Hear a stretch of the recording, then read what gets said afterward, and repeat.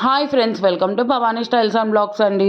ఈరోజు మరొక బ్లాగ్తో మీ ముందుకైతే వచ్చేసాను. పంజాబ్లో సోలా భటూరి అండి. ఇది టేస్ట్ చాలా బాగుంటుంది. పంజాబ్లో ఆఫ్టర్నూన్ లంచ్కి అయితే ఇదే తింటారు. వీళ్ళు మనలాగా అన్నం అలా అయితే తినరు. మొన్న నాన్ చూపించాను కదా అండి, నాను సోలా భటూరి.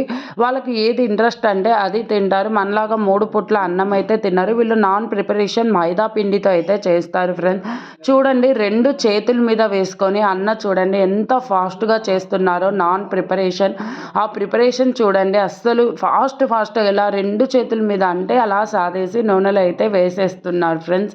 నాకైతే ఆ ప్రాసెస్ చేస్తుంటే అలానే చూస్తూ ఉండిపోవాలనిపిస్తుంది. తర్వాత ఆయిల్ వేసి బాగా పొంగాలంటే ఆ పూరి మీదకి ఆయిల్ అలా అలా వేస్తుంటే బాగా పొంగుతుంది. చూడండి ఎంత పొంగిందో. టేస్ట్ మాత్రం చాలా చాలా బాగుంటుంది. నాను 2 వచ్చేసి 40 రూపీస్. నేను అప్పుడు ఫస్ట్లో షిరిడీకి వెళ్ళినప్పుడు టేస్ట్ చేశా. తర్వాత పంజాబ్ వచ్చిన తర్వాత టేస్ట్ చేశా.